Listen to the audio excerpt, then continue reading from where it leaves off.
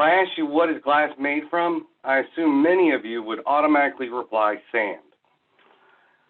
But there's a lot of different kinds of sand. The problem is only one kind of sand can be used, and that's silica sand, or SiO2 by its chemical name. Sand and gravel are now the most extracted materials in the world, far exceeding fossil fuels. Simply put, we're on a path that we started with fossil fuels and have moved to the same tactics used for mining and depletion of these resources.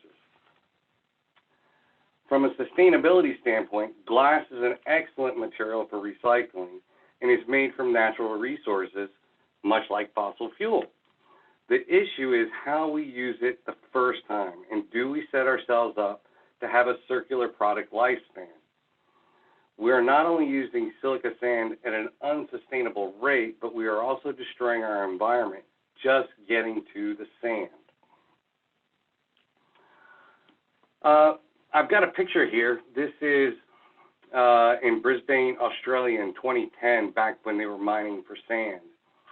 We're not only using silica sand at an unsustainable rate, but we're also destroying our environment just getting to the sand. The next pictures I'm going to show you are between 1995 and 2013, just a matter of 18 years.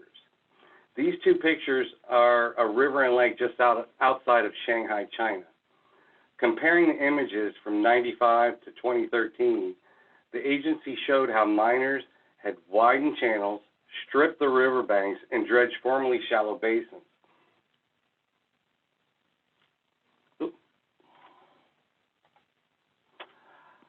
Glass recycling in the U.S.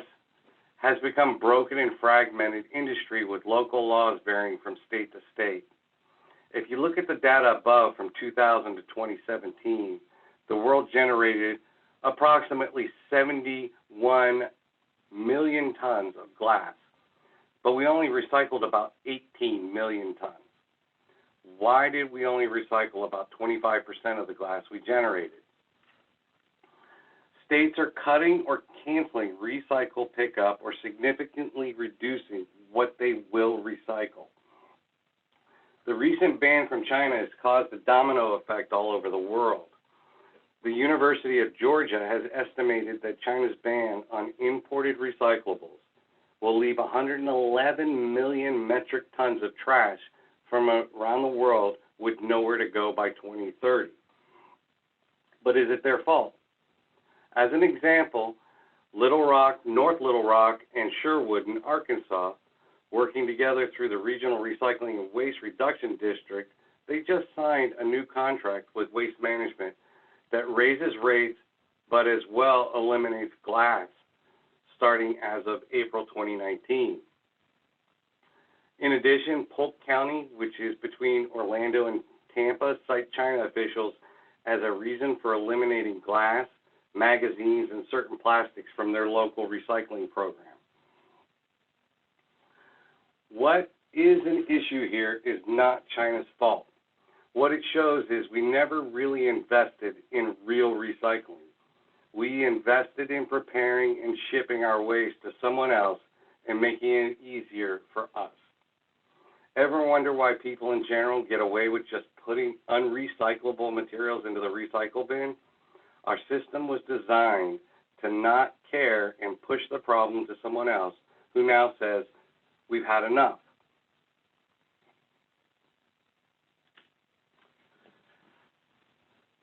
Glass manufacturers do prefer to use good quality cullet or recycled glass during their process.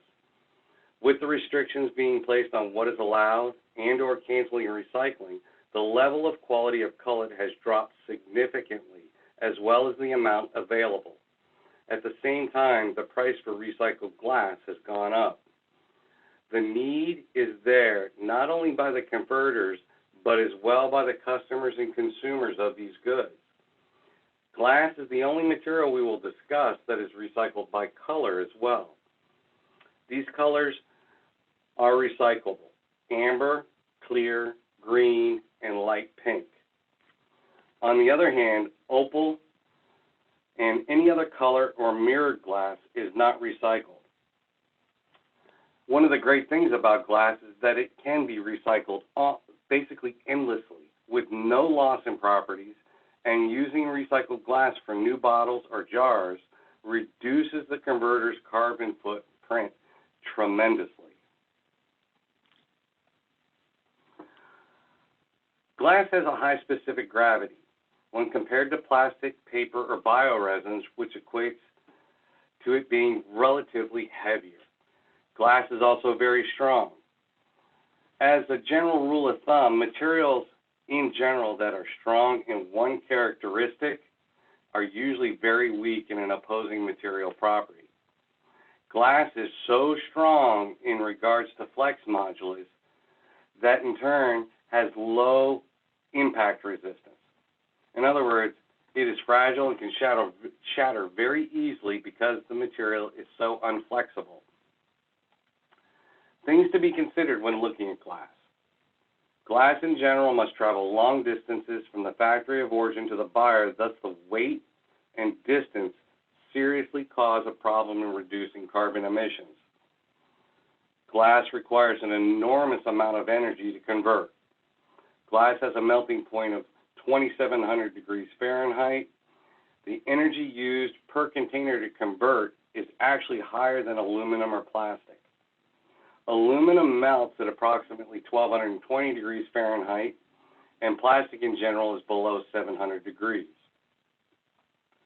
Just like paper and plastic, glass is made from Earth's resources, but for glass to fully decompose back into the different elements it was made from takes about 1 million years. Number 4, since glass is fragile, how much extra packaging do you need to transport it during its different stages to lower the risk of breakage? And lastly, number 5, the risk of dropping or breaking the glass when used by your customer also needs to be considered from a safety standpoint.